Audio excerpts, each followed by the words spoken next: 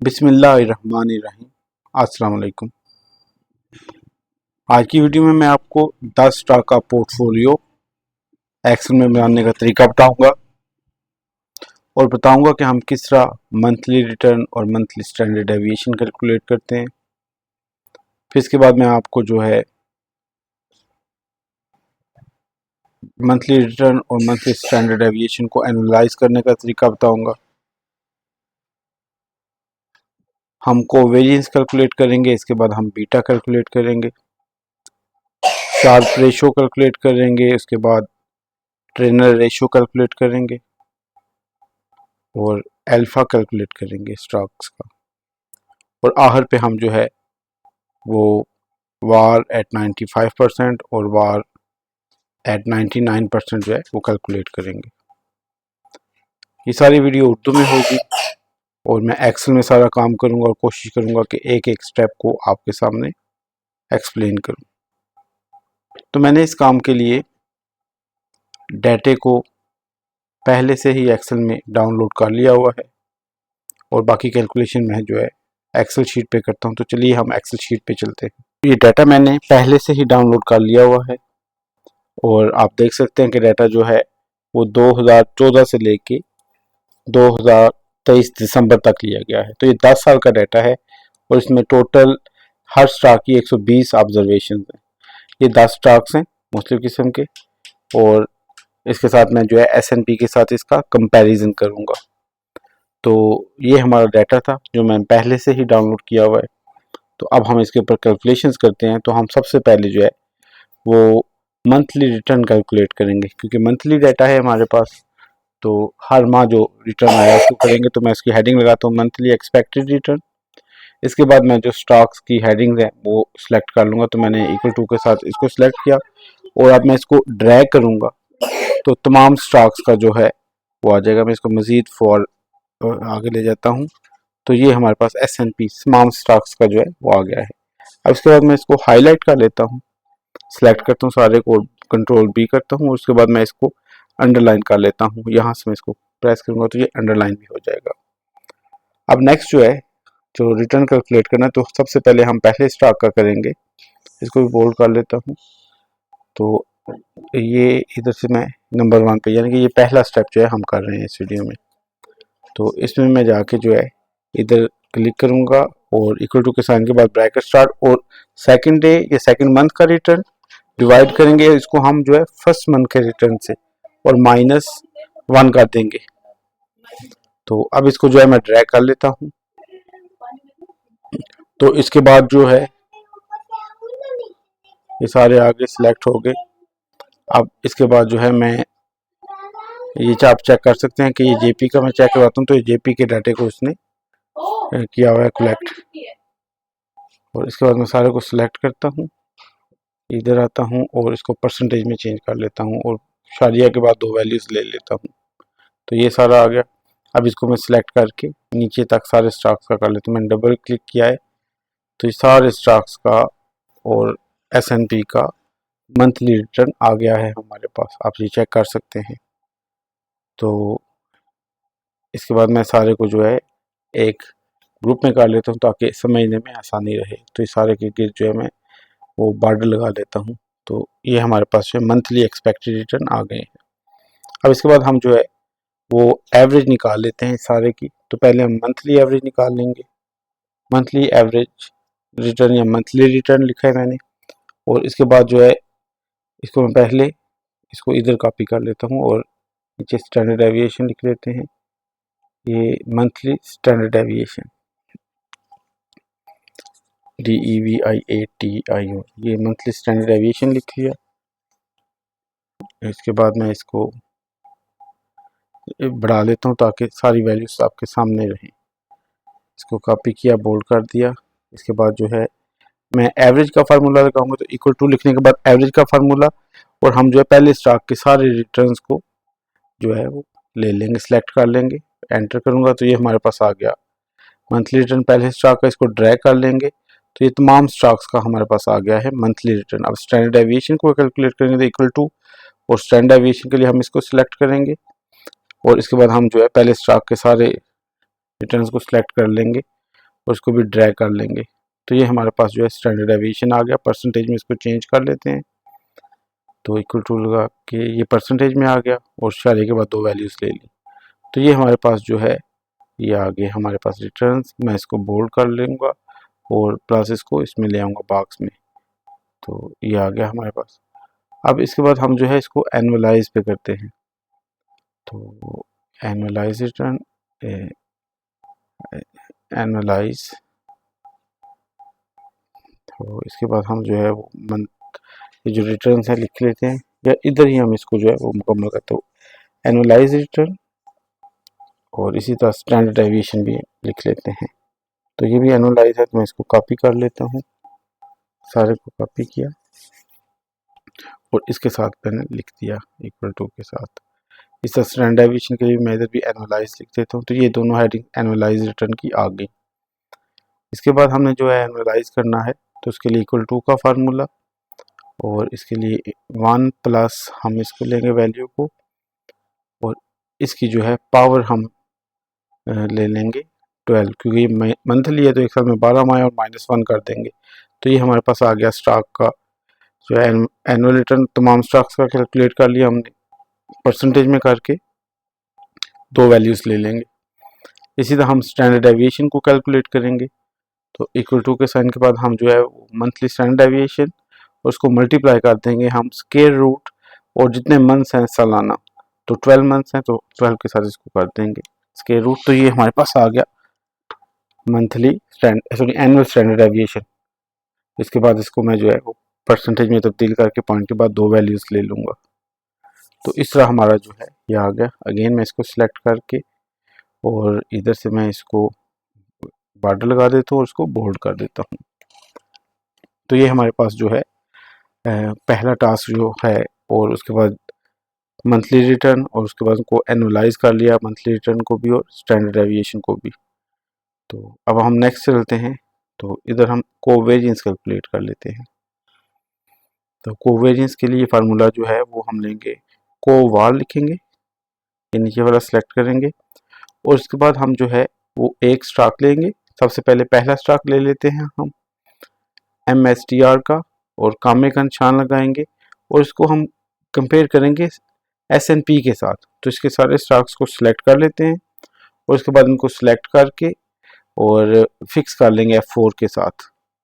तो अब जो है हमारे लिए कैलकुलेशन आसान हो जाएगी। तो ये हमारे पास आ गया कोवेरियंस। अब इसको मैं ड्रैग करूँगा तो ये तमाम के कोवेरियंस आसानी से आ गए हैं, हमें बारी बारी जो है सिलेक्शन नहीं करनी पड़ी।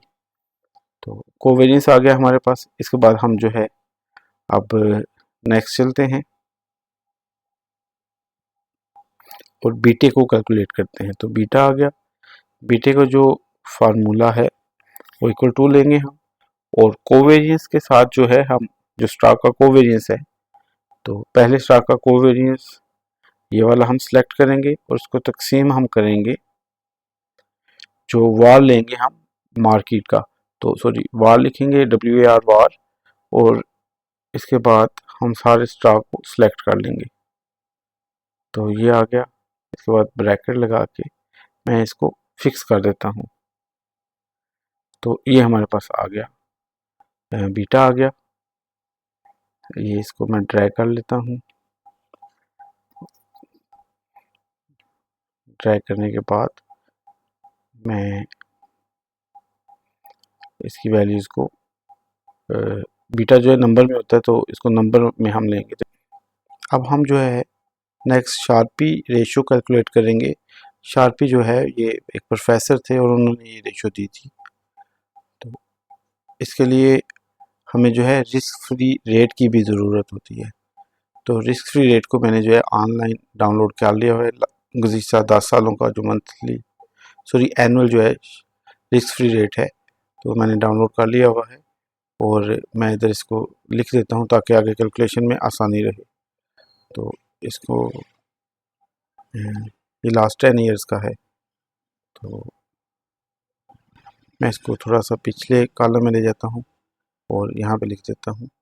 तो ये एनुअल जो है वो 4.5% एनुअल है। तो इसके बाद मैं इस फार्मूले में इसको पुट कर दूंगा इन सारी वैल्यूज़ को। इक्वल टू के साइन के बाद हम एनुअलाइज रिटर्न लेंगे पहले ब्रैकेट लगाएंगे एनुअलाइज रिटर्न और उसमें से लेस करेंगे हम रिस्क फ्री रेट को, और इसको F4 के साथ मैं फिक्स भी कर दूंगा। तो ये मैंने इसको फिक्स कर दिया, F4 प्रेस किया तो ये फिक्स हो गया। उसको डिवाइड कर देंगे एनुअल स्टैंडर्ड डेविएशन के साथ। तो ये आ गया, ये नंबर में होता है तो मैं इसको चेंज कर लूँगा। तो ये नंबर सेलेक्ट कर लूँगा और इसके बाद जो है ये साइज़ को मैं छोटा कर लूँगा कॉलम के।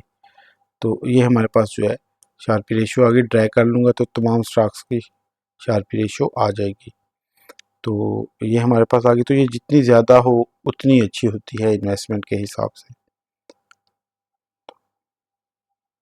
अब इसके बाद नेक्स्ट जो है हम ट्रेनर रेशियो जो है वो कैलकुलेट कर लेंगे। और ट्रेनर रेशियो जो है ये शार्प रेशियो से ज़्यादा एक्यूरेट रिजल्ट देती है, क्योंकि इसके अंदर हम बीटे को यूज़ करते हैं स्टॉक के। तो उसके लिए अगेन मैं सिलेक्ट करूँगा एनुअल रिटर्न को, उसमें से माइनस करेंगे हम रिस्क फ्री रेट को, और इसके बाद जो रिस्क फ्री रेट को मैंने F4 से फिक्स कर लिया है, ब्रैकेट क्लोज करूँगा और इसको डिवाइड में कर दूँगा बीटा के साथ, स्टॉक के बीटा के साथ मैं इसको करूँगा। अब मैं इसको ड्रैग कर लेता हूँ। तो इस तरह हमारे पास जो है ट्रेनर रेशियो आ गई। अब मैं इसको जो है पॉइंट के बाद वैल्यूज़ को कम कर लेता हूँ। तो ये हमारे पास आ गई है वैल्यूज़, 2 वैल्यूज़ काफ़ी हैं ट्रेनर रेशियो की। तो ये ट्रेनर रेशियो भी हमारे पास आ गई। तो तमाम स्टॉक्स की जो है वो ट्रेनर रेशियो आ गई। ट्रेनर रेशियो बीटा को लेके कैलकुलेट की जाती है। तो ये मैंने कुछ फार्मूले से मैं आपके साथ ये भी लिख देता हूँ ताकि आपको कैलकुलेशन करने में आसानी रहे। मैं इनको कॉपी कर लेता हूँ और सारी कैलकुलेशन के आगे इनको मेंशन कर देता हूँ ताकि आप आसानी से बाद में जब कैलकुलेशन करें तो आ जाए।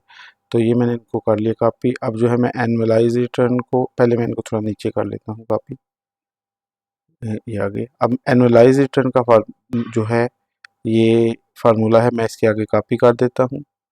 तो ये मैं आप देख सकते हैं कि इस तरह मैंने कैलकुलेट किया था। इसके बाद एनुअलाइज स्टैंडर्ड डेविएशन है, इसको पेस्ट कर देता हूँ। इसके बाद जो शार्पी रेशियो है इसको मैं कॉपी करता हूँ और शार्पी रेशियो के आगे इसको पेस्ट कर देता हूँ। इसके बाद जो नेक्स्ट ट्रेनर रेशियो कैलकुलेट की है मैं उसका भी फार्मूला इधर लिख देता हूँ। तो इसको पहले इधर चेंज कर लेते हैं, शार्पी खत्म करता हूँ मैं। तो यहाँ पे TREYNOR ट्रेनर रेशियो लिख लिया और इसमें हम स्टैंडर्ड डेविएशन की बजाय बीटा लेते हैं।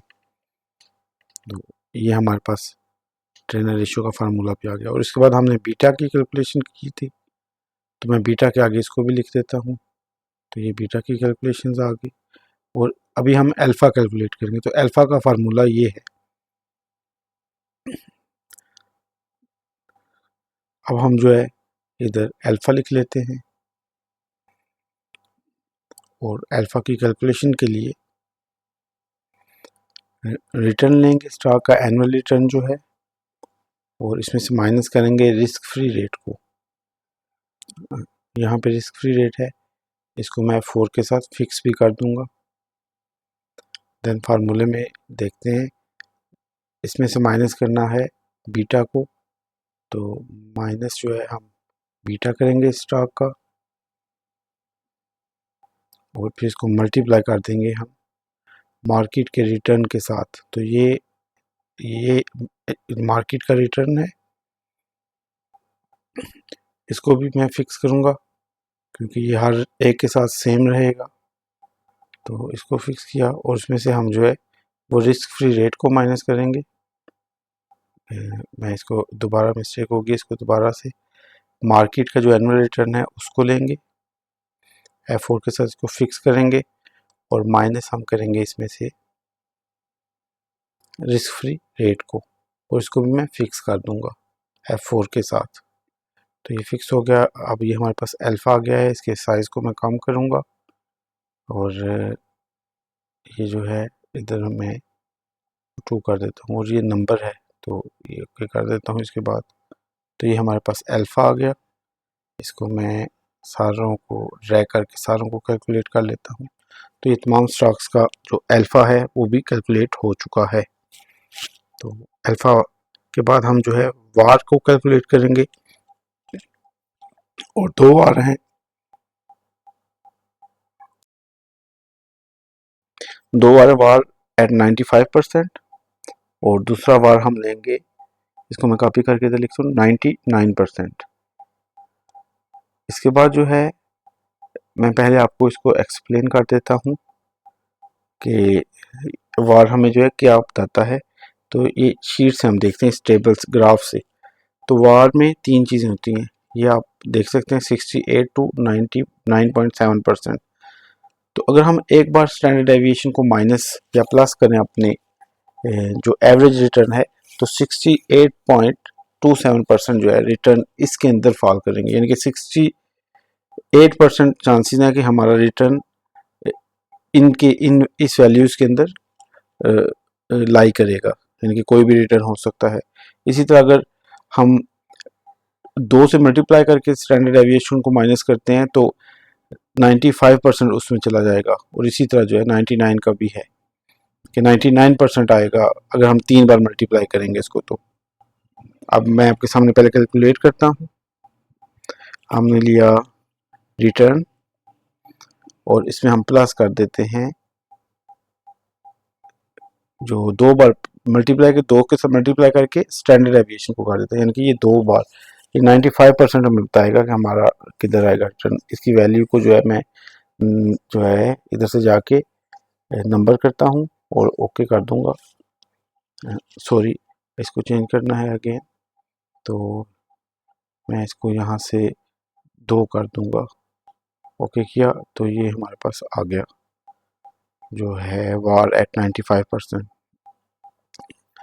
सॉरी, और ये इतना हमारे पास जो वेरिएशन आ सकती है रिटर्न में। इसी तरह हम अगर वार एट 99 लेंगे तो 3 से मल्टीप्लाई करेंगे स्टैंडर्ड डेविएशन को, 3 मल्टीप्लाई बाय स्टैंडर्ड डेविएशन, तो हमारे पास ये वैल्यू आ गई। मैं इसको चेक करता हूँ, ये ठीक है। 3 ब्रैकेट्स में लगा के चेक कर लेते हैं कोई कैलकुलेशन में मिस्टेक है नज़र आ रही है, तो इधर से मैं जाके इसको ये चेंज कर लेता हूँ। ये परसेंटेज में लेना है तो परसेंटेज, और ये तो ये हमारे पास आ गया वार। इन सारों को ट्रैक कर लेते हैं, तो ये तमाम स्टॉक्स का हमारे पास वार आ गया। इसके बाद आप देख सकते हैं कि हमारे रिटर्न्स इतने वेरी कर सकते हैं। अगर हम 99% चेक करें तो 246 तक जो है वो रिटर्न के अंदर वेरिएशन आ सकती है। इसी तरह जो कम से कम है वो मार्केट की है 57%। तो इस तरह हमारे पास ये कैलकुलेशंस आ सकती हैं। अब मैं इसके बाद जो है ग्राफ्स बना लूँगा। तो पहले हम ग्राफ जो है वो ये ट्रेनर रेशो का कर लेते हैं। उसके पहले मैं जो है हेडिंग्स लगा लेता हूँ स्टॉक्स की, ताकि ग्राफ वाज़िया हो सके। तो यहाँ पे जो है वो स्टॉक्स के जो टिकर्स हैं वो सारे कॉपी कर लूँगा ये आगे। अब इसके बाद जो है हम चार्ट बनाएंगे,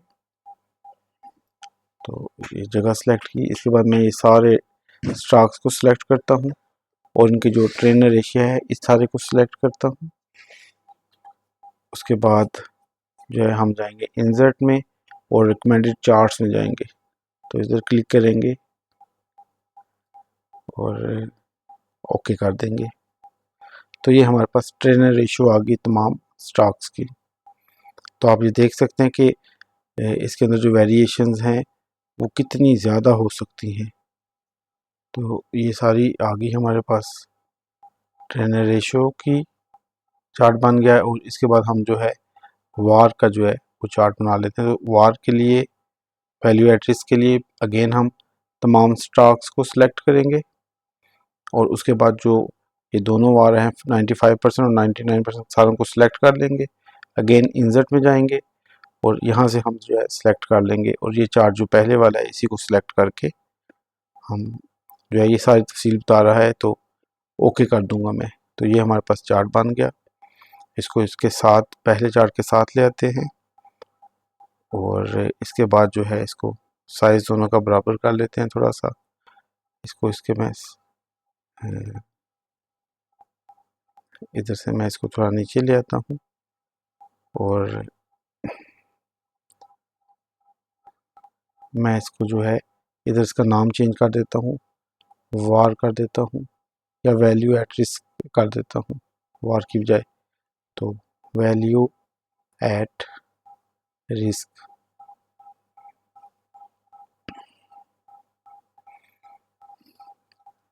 तो ये हमारे पास दोनों जो है वो चार्ट्स बन चुके हैं और आप देख सकते हैं कि हर स्टॉक का जो है वो कितने % वेरिएशंस को बता रहा है।